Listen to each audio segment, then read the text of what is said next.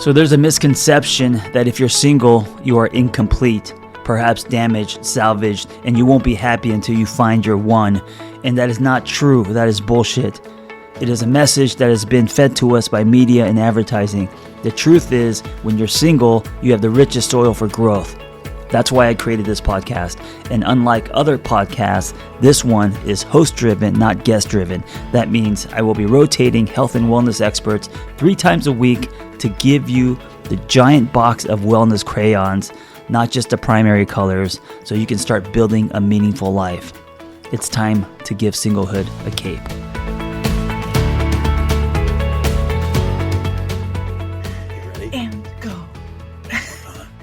Yeah, I'm ready. Listen, this is a big moment for Not Your Mama's Therapy. Let's just say we've been invited to the adults table. We're used to being the mutants on table 9, and John Kim was like, listen, guys, I'm going to throw you a lifeline. Come to my table, sit here. I don't know if you can stay, but just sit here for a minute. No, you're not staying. Listen, John did this either purely because he was put on the spot, or he was drinking again and just had a momentary lapse. His lapse is our gain. It really is. And before we start, though, Sarah, let's just not pull any fucking punches about what we're really doing here. Are you ready? I'm so ready.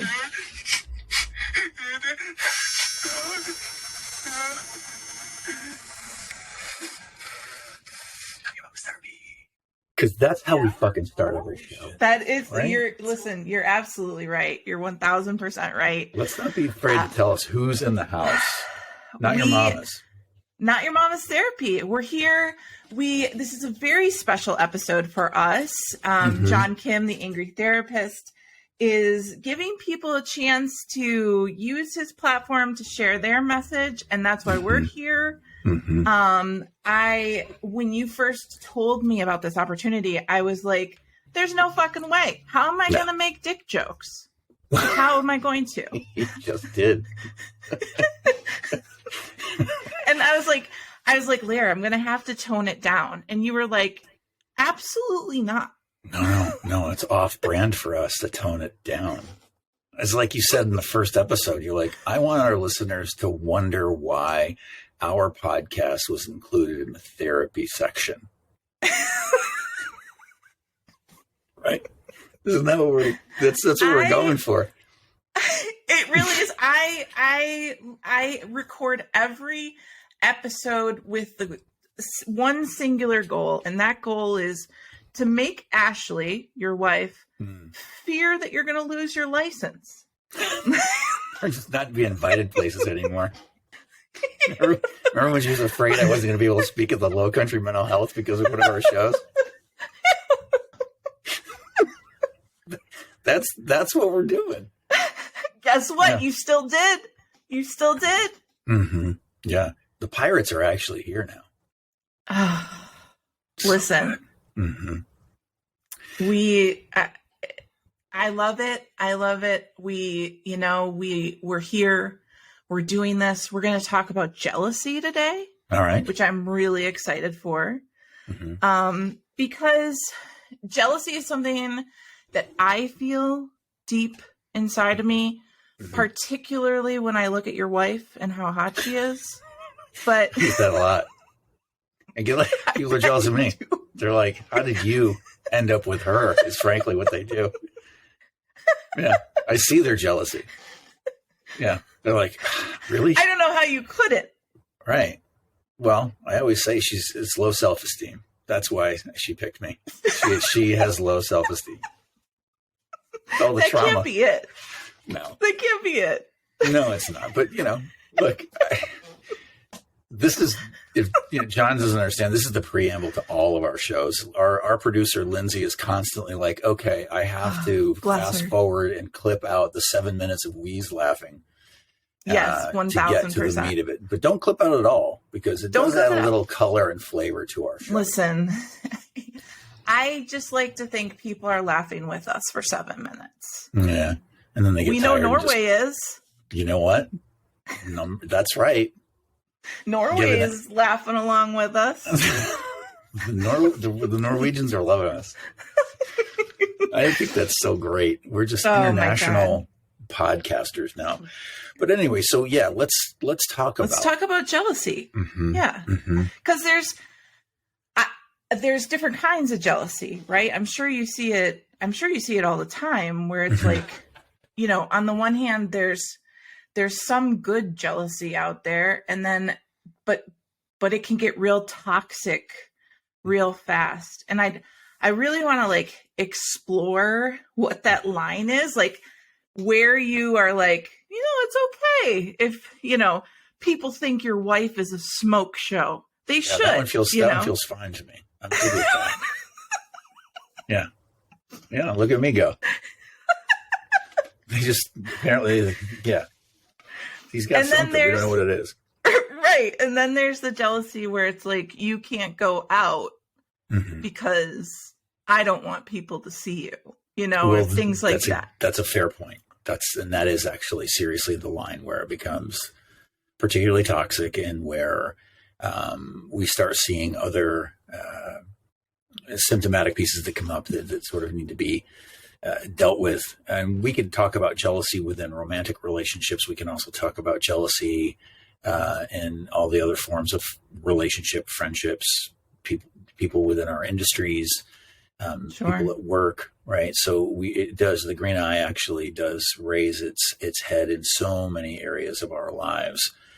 But, you know, when we're talking about jealousy within a romantic relationship that can actually be somewhat helpful, it's when it's mild and, you know, fairly non-recurrent.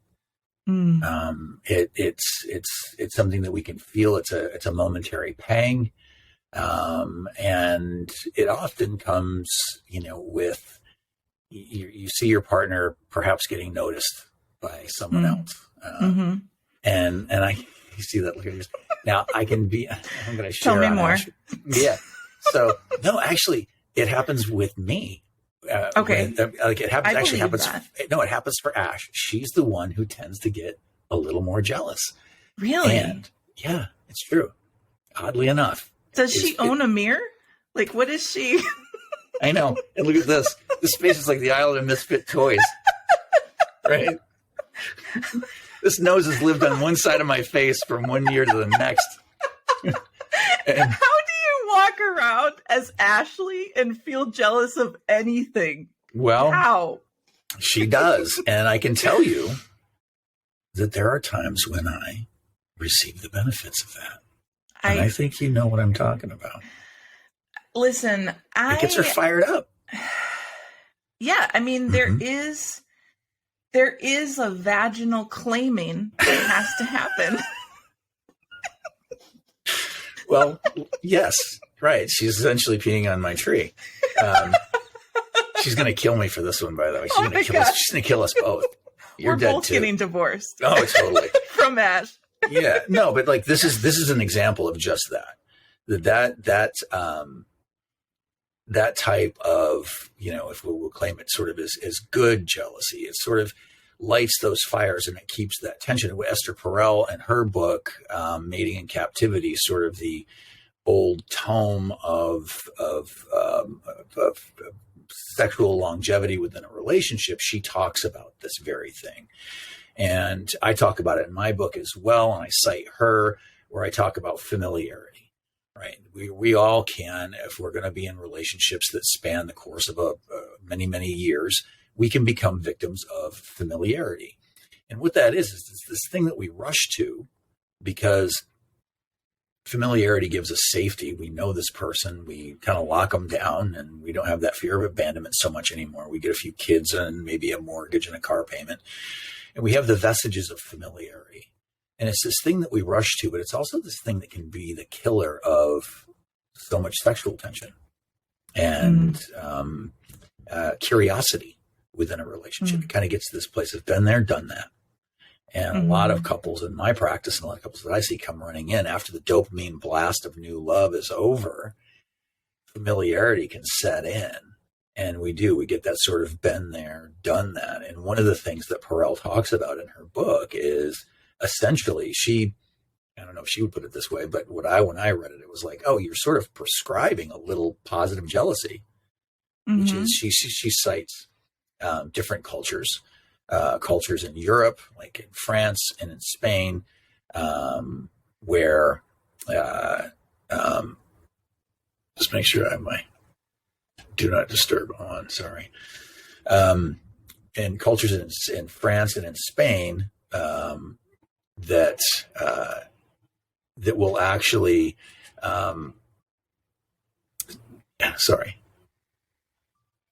cultures in France and in Spain, which will actually sort of the culture sort of has cultural approval for there to be another, a third or a fourth.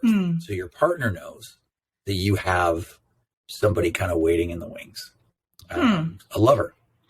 And a lot of times sometimes it's open relationships, sometimes it's don't ask, don't tell, but they have this other person and both kind of know about it. And what that does in Perel's estimation is it creates a level of tension that keeps this tension that gets lost in the familiar. And so this is one of the things that she will prescribe almost, that this is how you can keep sexual tension. Any thoughts on that? There'd be a lot of dead people in my relationship. I mean, that's so not someone for in you. the wings. Yeah, You don't got wings no more, Corey. This is over. Well, No, I mean, I can see and it's interesting because I have polyamorous friends and and it's a very healthy system for them. And then there's me where Corey is like, a woman talked to me at work and I told her that my wife will kill her if she keeps doing that. Really? So you feel that like that's a thing for you, like you get a little territorial. I mean, I do get territorial and I absolutely do get jealous. It's not quite that bad, but like I also have a husband who has a low opinion of himself. And so he is wildly uncomfortable when he's flirted with by someone other than me. So like when it happens, he usually comes to me like I'm this Catholic priest in the confessional, and he's like, babe, something happened at work today. Or something. This girl was talking to me and I didn't know what she was doing. And I was like, babe, she was flirting with you. And this is when you start fucking with him because you know how uncomfortable he is. Exactly. See, it's like you're right there with me. I'm just going to move in. Just run a feed all day. Yeah. Yeah. And I mean, I absolutely do fuck with him. But, I know that he has experienced similar where it's like, someone at the gym or something like that is talking to me and I'll say something. But what's sweet about the way he handles it is he's like, babe, see, look at you. That's awesome. Like, I love that. Yeah. So I'm toxic. Well, you're borderline toxic for sure. Listen, I am tickling the taint of toxicity when it comes to control and possessiveness. Right. Well, how are you with Ashley? Like I'm sure she gets looked at all the time. She does. And so I've often had to, stupid, but I've often had to hearken to that song, When You're in Love with a Beautiful Woman. It's an old one, but it's a good one. And it sort of outlines like, yeah, man, you got to be prepared for that. You have to prepare your nervous system for, people are going to look and, more than anything, I'm just concerned about her safety and I'm concerned about how particular men can be. And, I've always sort of been that way with women. My mom was a single mom, and I remember the first time Ashley ever experienced like how protective I can be. She was dancing in the bar at Brother Jimmy's. Mm-hmm. And, you know, that's what the girls did at our bar that we worked at. And she was pouring shots into people's mouths, and it was crazy honky tonk place. And this guy started rubbing her leg. And then this other arm came from betwixt her feet from behind the bar and grabbed this guy by the arm and put a finger in his face and said, "You can fucking look, but you can't touch." And that finger belonged to me. I believe you. And Spoiler alert. Yeah. And then we were in Brother Jimmy's again, and she had just started managing, and she was standing outside the bar, and the New York Yankees were in there celebrating a World Series win. They hadn't won it yet, but they were on their way to winning it. I forget what year this was, but it was a bar that was not uncommon for people to come in. And there she was. She's sort of fresh off the boat, sort of corn cob from Texas in New York City. And this guy's touching her, and I can see the visible discomfort in her face. Now, we were sort of together, but we were more friends. But I'm not going to lie to you, I was a little jealous. And I bet. And so I saw the discomfort in her face. And so I walked directly over to them, and he had his hands like on her hips. And I stared right in his face and spoke to her, which was effective. I said, "No one gets to fucking touch you that you don't want fucking touching you. You know that, right?" And the guy immediately let her go and walked away. And, you know, so that was certainly energized by a level of jealousy that I had. Like, you're touching this girl that I'm pretty into. Right. It's like, it's the two like strong pillars of your personality, protectiveness and a bit of jealousy coming together and working, which I want to do a quick little like tangent. Lair and Ashley have an episode together where they talk about trauma on the Angry Therapist podcast as well. So definitely listen to that one, because I think, you know, trauma and jealousy aren't all that disconnected when you start getting into like some of the things that people experience. And, you know, the story you just said, where it's like, I know Ashley's trauma. I know I want to keep her safe. And so, you know, I'm moving in that direction with my life to make sure that she can feel that way, feel safe, while also making sure this guy knows. Yeah, I was definitely flexing. I was flexing on a Yankee, which was, you know, right after a World Series win. That's balling right there. Listen, I'm not going to lie. When you told me that story, I felt a little tingle downstairs. Yeah.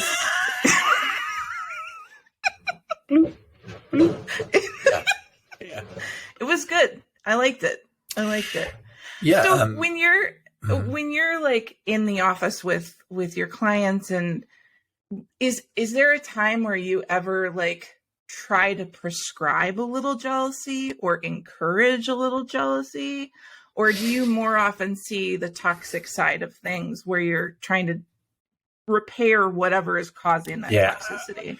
You know, I'll often see the not maybe not toxic. I mean, that does come in, but you'll see that control or possessiveness comes in. That's really not healthy for anybody. And what that's linked to is your self-esteem. And, you know, I remember when I was a kid, it was one of my first real girlfriends. I had gone to college and she stayed back at high school, and she was a year younger than I. And she started dating this other dude. And dude, I mean, it just fucking destroyed me. And I was as jealous as anybody could possibly be. And I remember my mother came in, she sat down next to me and she said, "I'm going to tell you something. People are going to do what they're going to do, and they're not going to do what they're not going to do. And nobody yelling and screaming is going to stop that." And I don't know what it was about that homespun wisdom that really landed on me, but I sort of took that and ran and kind of realized that, and then started working on my self-esteem. And I noticed that as my self-esteem got better and better, it doesn't eradicate all jealousy. But, you know, I too was in that sort of young male, possessive, controlling, perhaps, you know, type of jealousy that wasn't particularly helpful for anybody.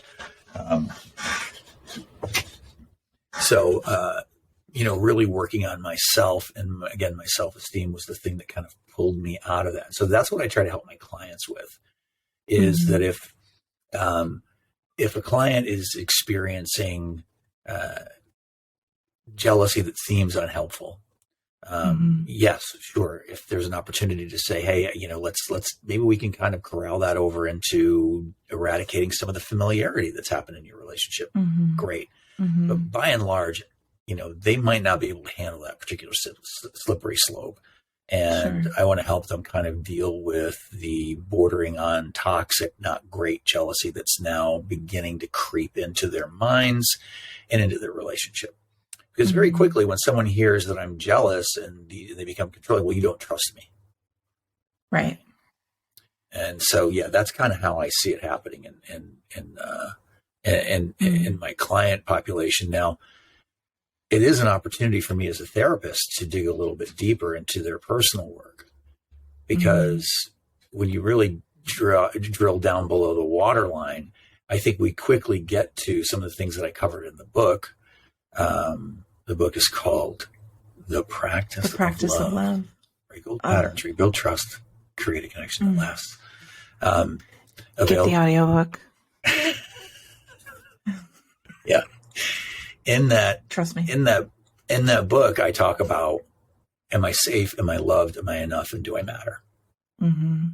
And when jealousy sort of rings in that place that goes beyond like the thing that can be kind of helpful and kind of fun that we were talking about earlier in the podcast, it does tend to hit into one of these things. Like, if someone's coming in and hitting on you at the gym, as an example, the reaction could very easily be, well, I'm not particularly safe in the world. I've been abandoned before, or I've been cheated on, and I'm not loved. Or if I was enough, you wouldn't have. And if I mattered, as I like to say. So it sort of bumps into these pieces for me. I think that's such a good point. And a big takeaway from this conversation is, when you're getting to those toxic places of jealousy, it's really more about you and like where you were hurt. Right. When Corey and I first started dating, as much as I joke about how I am now, I wasn't always like, I was legitimately toxic. I had been in a terrible relationship where it was abusive left and right. Corey and I started dating, after that relationship ended, and I had learned a lot of bad behaviors during that relationship. I'd also learned a lot of really bad behaviors during my childhood with a dad who had toxic jealousy issues. Oh, really? Okay. Yeah, absolutely. And I mean, like, I remember stories of like him, my dad, him like checking the house after a delivery to make sure the guy wasn't hiding in the closet or under the bed, like just ridiculous shit. Oh my God. That's it. That's like, that's bordering into delusional. Yeah. It was wild. But having said that, I have seen your mother. Dude, you don't got to fucking tell me. Listen, when we go out together, people are like, are you sisters? And I'm like, yes. Yeah. And let's face it, she could kind of bone up on not dressing so slutty. I've tried to have these conversations with her, but she says hoes don't get cold. So I just have to accept her for who she is. But seriously, he would check the house? Yeah. Mm-hmm. Oh my God. He'd check the house. That is wild. But then, so you have that as you're growing up, you have this toxic relationship, abusive relationship. Then you get into something where, Corey and I obviously have done our own work throughout our relationship, which we'll be married 10 years next year. But I also had to reflect on my environment. So I worked in marketing. I worked at agencies. And one thing you learn when you start working at agencies is nobody's married, even if they're married. Oh, really? there's always affairs happening. There's always people sleeping with people that they work with because they're working crazy hours at work. And so you're around these people and, you know, whatever. And like, so I had a toxic foundation laid for me.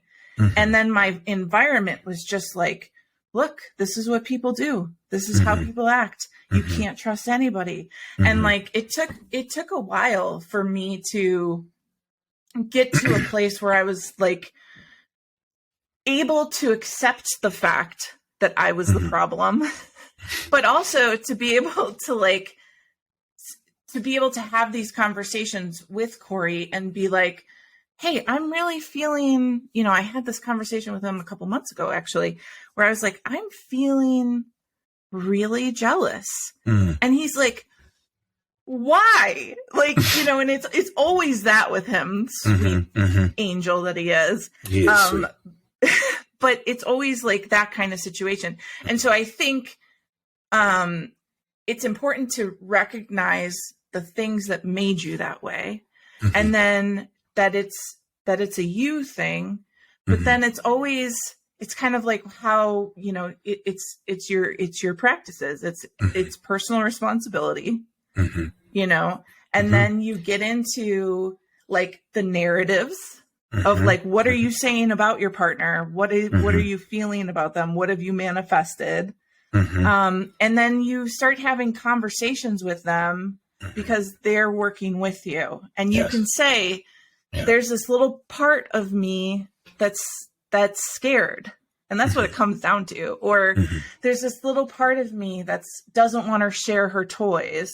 And that, you know, however that manifests. So I think it's such a good point you raised about how it starts delving into the personal work that you have to do.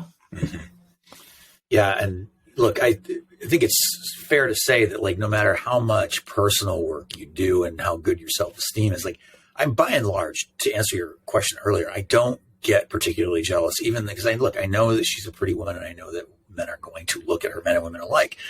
And that's just kind of part of it. Again, I just want to make sure that no one's being creepy, no one's being weird.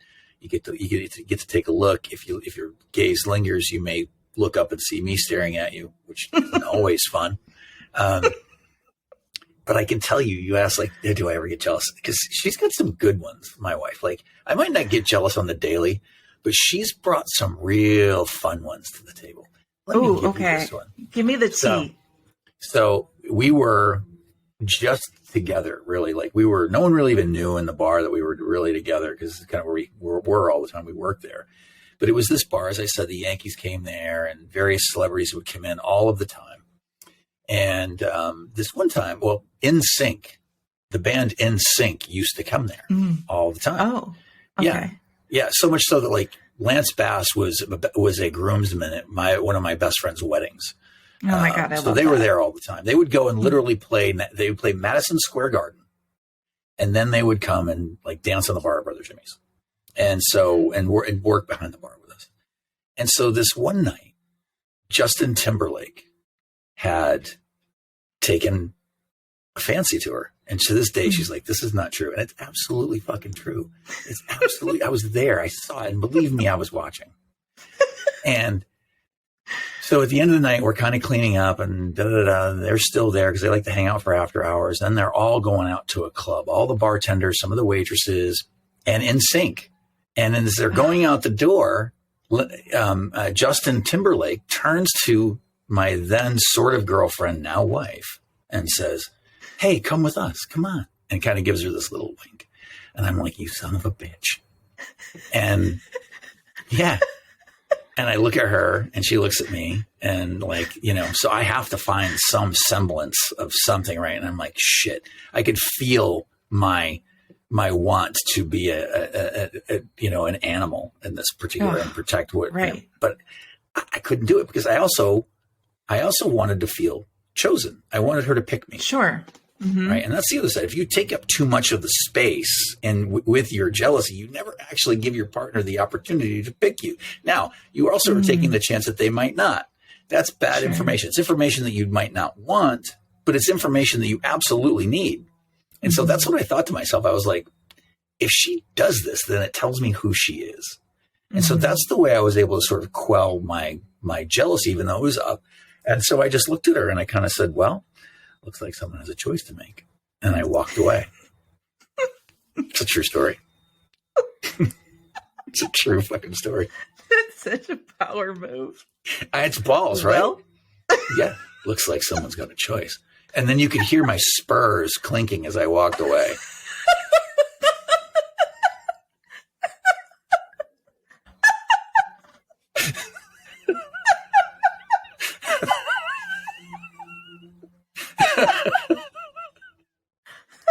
It's true. Yeah, I literally just heard it in my brain. Chink, chink, chink, walking away. So what happened? Did she fuck Justin Timberlake? Bang the shit out of him. I'm not sure if my oldest is actually mine. I do notice he has a proclivity for music.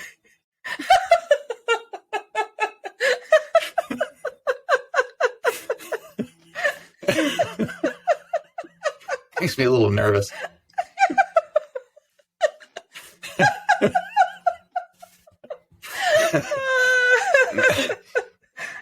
Oh my God. No. If you need a room to sleep in after Ashley listens to this.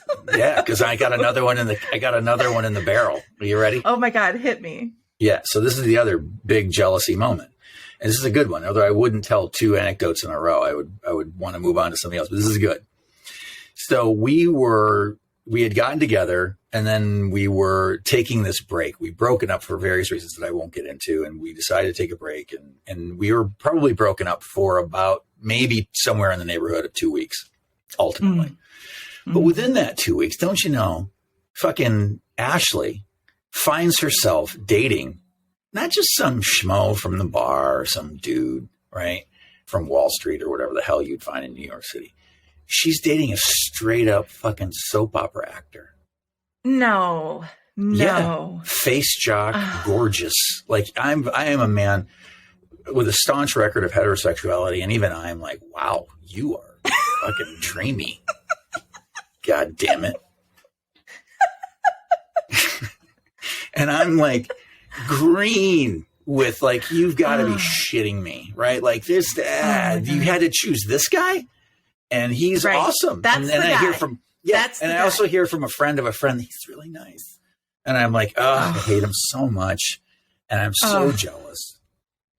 And, And so I pulled the same move pretty much out of the bag, which was when I finally like got back in her not in her good graces, but like kind of got back in her life and said, let's try this again. And she still had like a date on the books with the guy. Like she was supposed to go to this red carpet event apparently with him, like in some daytime Emmys scenario. And it was like, did she need to look for a dress kind of thing? And again, it was sort of like, well, I guess someone's got a choice to make. Yeah.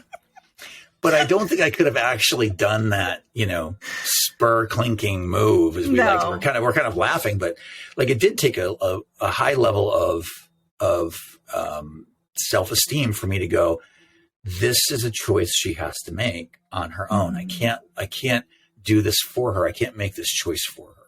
If I do, or I cajole her into this or I control her, then I'm not getting picked. I'm not getting chosen. And I might get the answer I want, but it won't be for the right reasons. And so I did give her space. The best part of the end of that story is what our listeners may not know is that I did have a stint as an actor for a very long time in New York. And I ended up booking a 4-episode arc on that very same soap opera where I had to stare opposite him for 2 days where we were trading lines back and forth. And the best part was, now look, I'm not a tall man. I'm like, on a good day, I'm 5'11", probably 6'2" with the hair. And they had to give him like some lifts to essentially, I was like, okay, that makes me feel better. Yeah. I'm rock hard for you. Those are like the moments, They are. Those are the moments. They are. And I'm being a little petty. but that's because, like, again, this guy he was dreamy. And it made me jealous. Listen, and I love that, like, I love the point you made about your partner choosing you. And if you're making them choose you, they're not really choosing you. That's right. That's right. And so you can't, and that's probably, I mean, maybe that's the answer to the question. That's the line between good jealousy and toxic jealousy. Are they choosing you, or are you making them choose you? Right. Are you controlling? Are you cajoling? Are you trying to convince?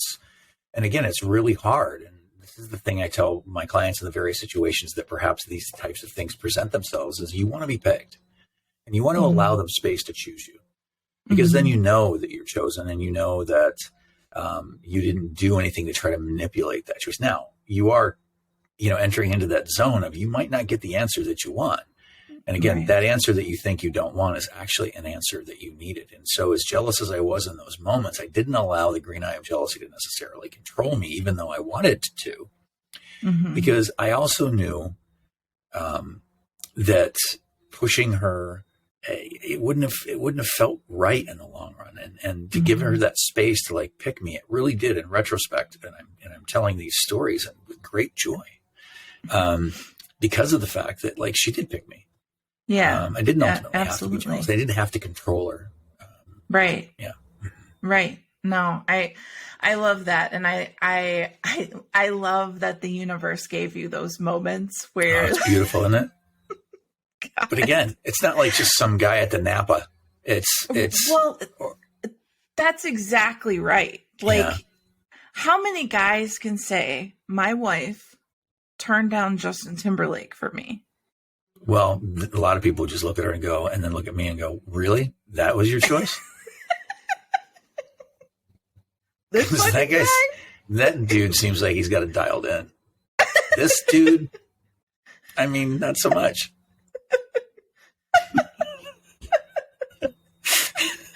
Right. Right. Yeah. Yeah.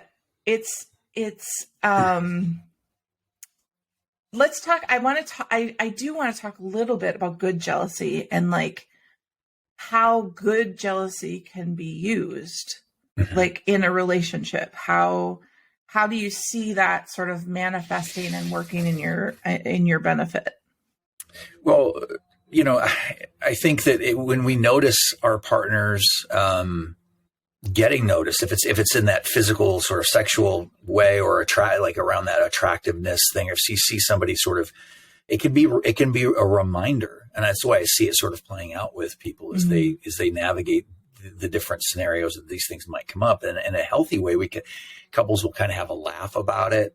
They're able to say, no, I saw that. And, and then it kind of made me feel a little pang of that, but it reminded me that this person is an awesome person, an amazing person, someone that I should be thankful for. It reignites some gratitude, perhaps, if I'm not taking it too far, that I think that it can have that positive effect, that it reminds me that this person that I have is someone that is desired, desirable, and wanted in the world, not just by me. And that, maybe I should pay a little more attention to that. Again, I think sex and sexuality, connectivity, and that sort of tension and spark is one of the first things that goes away after the dopamine blast of new love goes away. And so couples will come running to me looking for, like, what happened? Did I make the right choice? What happened? What do we do? And with that, I say, look, we need the oxytocin swing. We can't create more oxytocin in our brains by doing things like I talk about in the book, which is to choose each other, to pick each other, to reach and stretch for one another. And also noticing things like, oh yeah, look at that. She did get looked at in the Whole Foods line, or that it happened just the other day with us. We were, walking on the beach, and this guy was like, you could see he was like, bowled over by her and her beauty. And, like, I was kind of like, that's right. Yeah. And then I took a second look, and I was like, shit, she is hot. Dang. Yeah. Dang. I'm up for it. Yeah. I agree with you that external validation and it can sometimes be a little bit of a kick in the ass. Like, hey, look at, hold on, fresh eyes. Take a look at your partner for a second, like really fresh eyes, you know? And it gives you, it gives you that like nudge to like get out of your complacency and like really reflect on who you somehow landed, you know, somehow. But also I think, you know, it's interesting because when Corey is flirted with or hit on or something to that effect, while it does create that jealousy in me, and I do look at him that way, I also start reflecting on the things that I know about him. Like, and I'm sure it's similar with Ashley, where it's like, okay, yeah, he's a good looking dude, but also he's generous and he's kind and he's loving. That's right. And he's all those things that those people, they can look and see that Ashley is a fox, but you know, she's giving and she's, you know, brilliant and kind, she's, you know, sweet, same with Corey. Yeah. You know, what you're touching into, I'm sorry, go ahead. No, go ahead. So I feel like what you're touching into is, again, something that I talked about in the book, which is narrative, right? And exactly. And, you know, when you hit that sort of pang of jealousy, perhaps, and that kind of reminds you of that your partner is someone you are fortunate to be with, it reignites that gratitude. What that does is it begins to shift and change the narrative. And I think the narrative, the stories that we tell about our partners are so important. It's one of the first things that starts to atrophy, and it's one of the last things we look at because it's so hard to look at our thoughts. They come and go so quickly, we don't think they're any big deal. But our thoughts become feelings, our feelings become thoughts, and before you know it, we have a belief system about our partner. And again, with familiarity, we very quickly can get to a boring narrative, a been there, done that kind of narrative. And when, again, you see it, it may be a little thing, but when you see someone kind of noticing or being attracted to your partner and you feel that pang of jealousy, it can reignite that narrative work. And you start looking and going, oh, just like you said, they are attractive, of course, and sexy and all the things, but they're also lovely and sweet and kind and generous. And man, how lucky am I that I get to be with this person?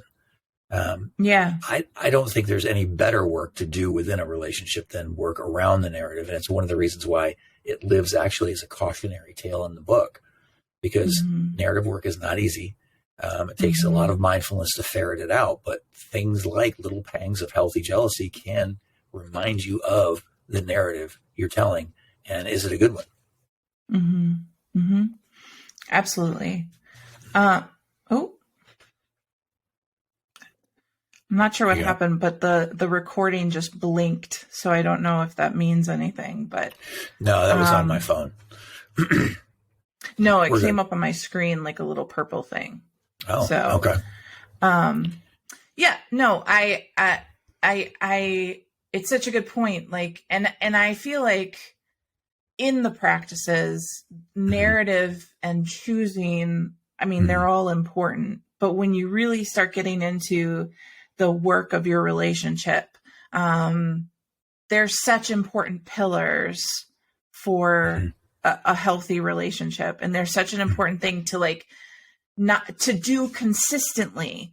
And that's where it's like you said, when you have those pangs of jealousy, it allows you to pause, reflect, and be like, you know, I really haven't thought about the story of my partner in a minute. Yeah, you're fucking right. He's great.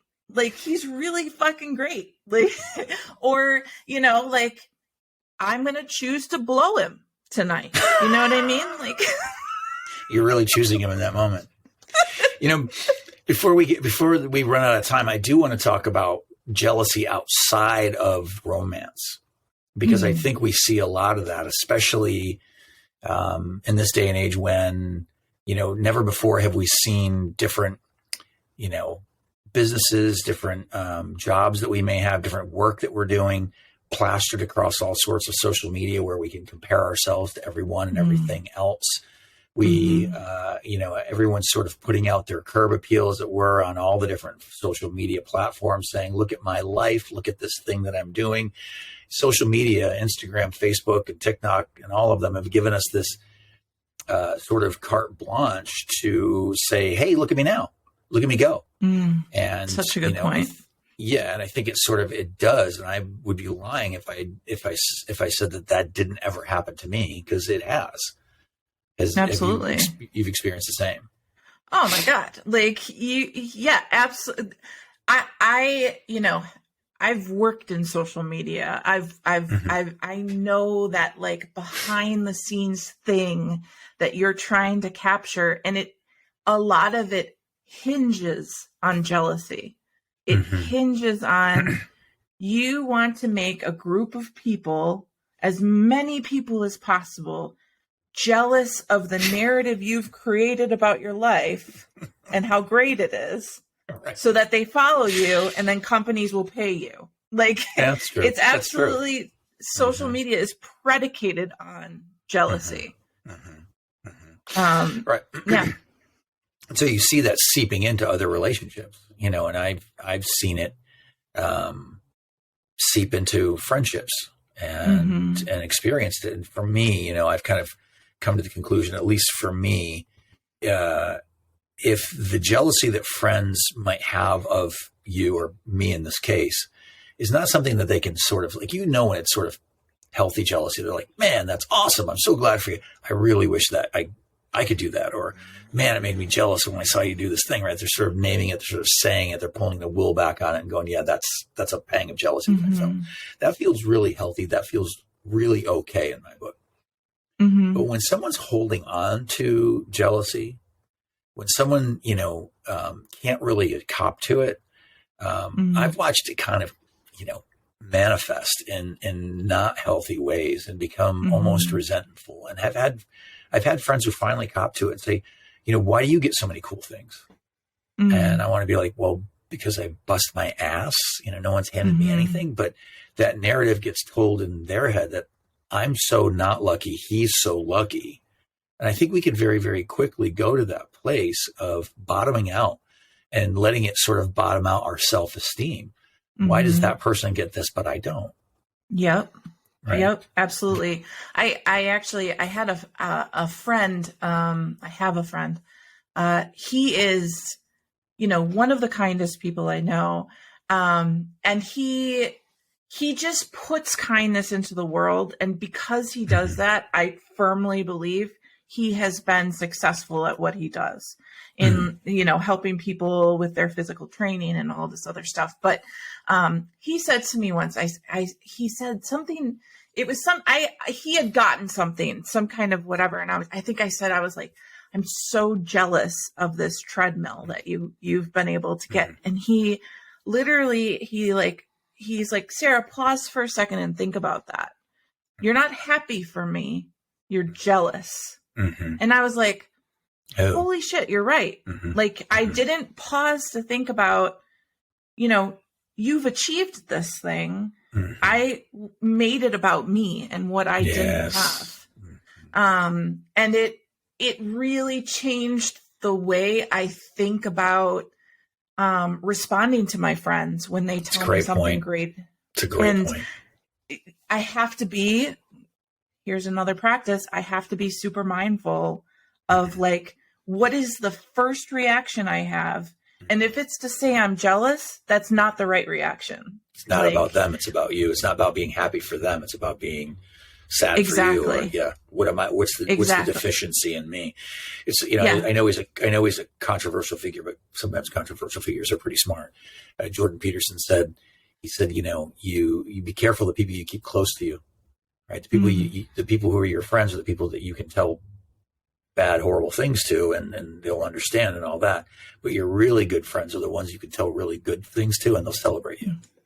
Yeah. And that's a fair point, right? Yes, absolutely. And it's interesting enough, like that lesson I learned before I even knew you is one that like changed, I feel like, the way you and I have interacted offline where like I might have felt jealous, but because I did that work and I felt happy, it opened me to the things that you could offer me when I was ready. So for example, like when I said to you, oh, you know, my taxes, and you're like, here, I got a guy, you know, and things like that. Like when you start thinking about the other person and the happiness that they're experiencing and the success that they're experiencing, it opens a whole world where you first of all, you feel good, but you can also like learn from them and get advice from them. And it, instead of being resentful of somebody's success, now you're able to kind of learn how they got there and why they continue to be there and that sort of thing. And that's why, like, back to the conversation about social media is like, it's not real. It's just not real. So like when you feel that jealousy towards somebody in your legitimate life, think about how their happiness can also be a benefit to your happiness, you know, and think about how you can learn from them, learn that happiness from them. Well, Sarah, you know, what you're talking about is moving from a deficit perspective to an abundance perspective. Yeah, which absolutely. is huge. You know, I'm constantly talking to my clients about that. You know, very often I see it happening with, and this podcast is called Single on Purpose, but so you talk about people being single. And so I deal with a lot of singles trying to find relationships, and they'll see people who are getting into them. Their friends are getting married and they're having kids and they feel so behind and they get very, very jealous. And so there is this contraction that happens within the body and within the brain and within our energy field when we feel the pangs of jealousy. And so I'll very, very quickly say, right now you're entertaining this idea that your friends have something that you are incapable of having. And that's not true. It hasn't happened for you for various reasons at this particular point. And some of those actually might be good. And we want to shift, to your point, from this contracted deficit perspective to this place of abundance. And abundance means, and look, I think competition and living in a capitalistic society is sort of bred within us, this idea that there is only one winner and there's a bunch of losers.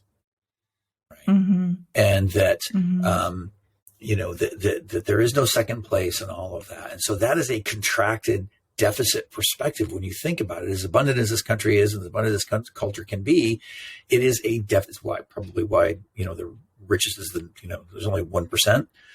People hold 99% of the money or whatever it is, or 90% of the money. It's this deficit perspective. And when you come from abundance and you slay the beast of jealousy and open your heart to the field of all possibilities and the fact that there is an abundance of everything in the world, if you choose to see it that way, then the person sitting next to you who got the thing that you want, that just means that you got a little bit closer. Right? Yeah. So true. Absolutely. And it can be applied. I mean, like you said, it can be applied across work. It can be applied across your career. It can be applied across your friendships, you know, and it can change the way that you interact with the world at large. So listen, we've covered a lot today. I think we have. We've really nailed the topic of jealousy. I think we've really brought some insight and some intrigue and some hilarity, quite frankly. Absolutely. We were still able to be a little inappropriate. As we do at Not in Your Mama's Therapy. And I've been thinking about this tagline. What about therapy for those who need therapy but don't want therapy?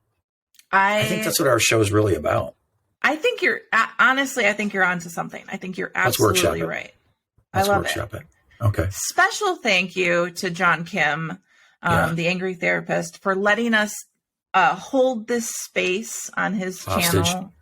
Yeah. Hostage at gunpoint. Yeah. special thanks to him. Thank you so much for letting us share this space with you. Thank you to the listeners of The Angry Therapist for spending this time with us. You can find us at Not Your Mama's Therapy on all podcast channels if you want to come over and listen to us too. And let's just say it may be a different vibe over there.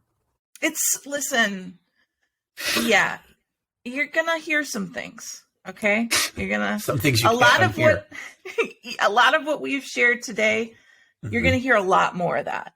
A lot more of that. And I can guarantee you're probably not going to be jealous of us. Absolutely not. If you want a place where you can feel safe not being jealous, come on over to Not Your Mama's There. I had a great time doing this with you, and I think it was a good topic, and I hope everybody enjoys it. If you can, come on over, check us out at Not Your Mama's Therapy on any podcast platform. Are you ready to sign out? Exactly. Yeah.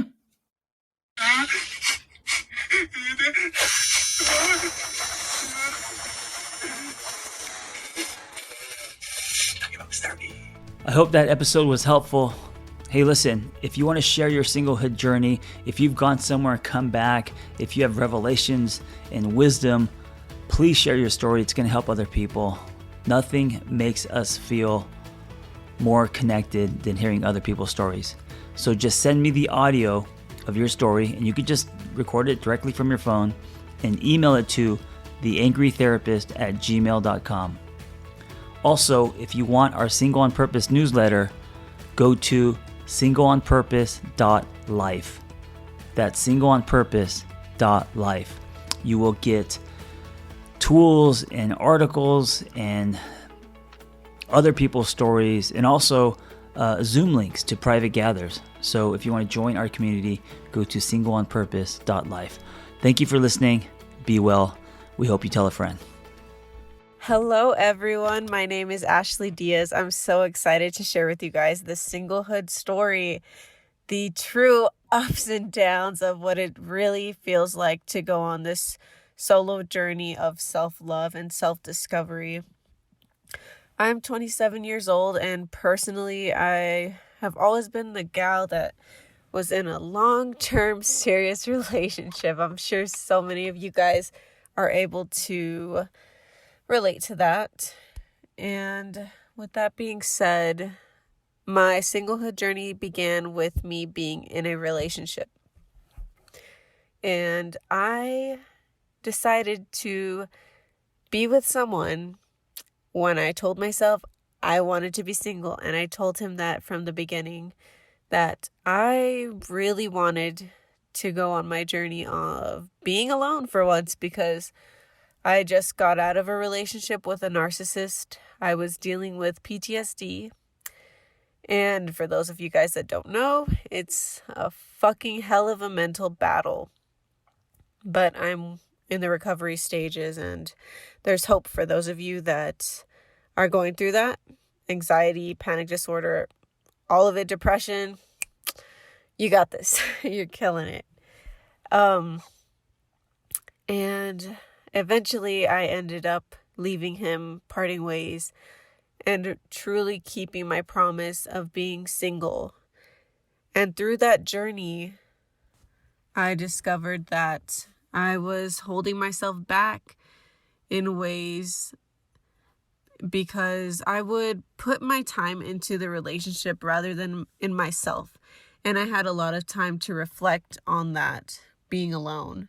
I became the third wheel in a lot of situations, and I learned how to enjoy my own company, which was very interesting and very fulfilling whenever you get to that place. I discovered that I always felt my voice wasn't heard in a relationship, and that I had to learn that in my friendships also, to open up about my insecurities and really dive deep, because the people that really care about you, they're open to listening, and they want to know, and they want to help you grow and be a better person. So my circle of friends grew smaller, but they're so strong. They uplifted me in so many ways. At the time of this, my mom was diagnosed with terminal cancer. And yeah, it sounds like I went through hell and back, and I really did. It was one of the hardest times of my life.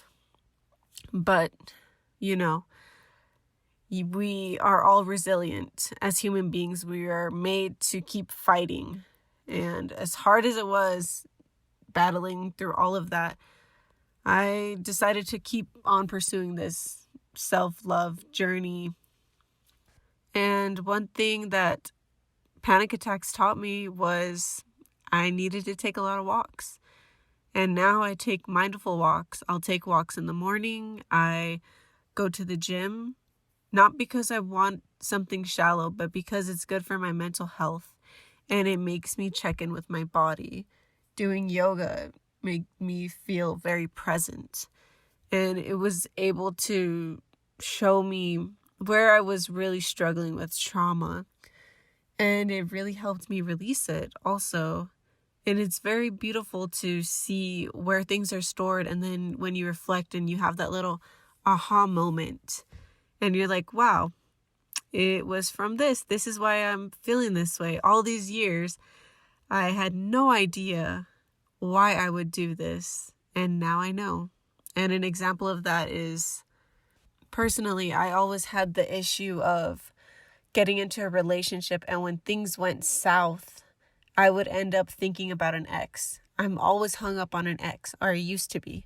Always hung up on an ex, and I couldn't be present in the relationship. So, if anything, my singlehood has taught me how to be a better partner. And one day I had the aha moment of, well, you're missing the communication in this relationship, and you missed it from the old partner that gave you that. And me going back to the old partner and still feeling the lack of love, I found out, no, this is something I need to focus on with this person. And it's not them. There's nothing wrong with the person in front of me. There's something going on internally that little Ashley wasn't heard from my narcissistic mother. And I know this is a lot to like unload in these few minutes I'm sharing. But it's true, and it's raw, and it's real. I didn't feel heard growing up because I was in an abusive household as well. But I found within that my voice wasn't being heard, and I really needed to feel heard in a relationship. And now moving forward, I know that I need to feel heard with everyone, and I started working on my own book. And I have been working on this book for years, but I wanted to stop it. But I remembered, no, I need to let my voice be heard. Her voice really wanted to be heard. And if it can help one person, hell, I'm down to do it. So I decided to take a chance, and I started writing. And boy, did it feel good. So whatever you're passionate about, whatever that passion is, and you know what it is inside. Don't tell me you don't have a passion. We all know what it is. We're just too scared to voice it. We're too scared to do it. But what's it gonna do? Like, hell, you'll be scared as hell pushing those boundaries, but it's worth it at the end. It really is. And for me, my specialty is poetry. Hell, I did an open mic night. I went up there. I cried at the end, but I got an applause, and that meant the world to me. The audience being so supportive of me, people telling me, you need to keep doing this. You're so good. Your words are so powerful. That meant so much. So just giving it a little bit of positivity goes so far in today's society where we're all on our phones. These pieces of humanity, people, loving people, they're just so beautiful. And I'm so grateful for it. So the point is, take your chances in your singlehood. It's not as scary as you think. It's so beautiful. And don't be afraid to talk with yourself.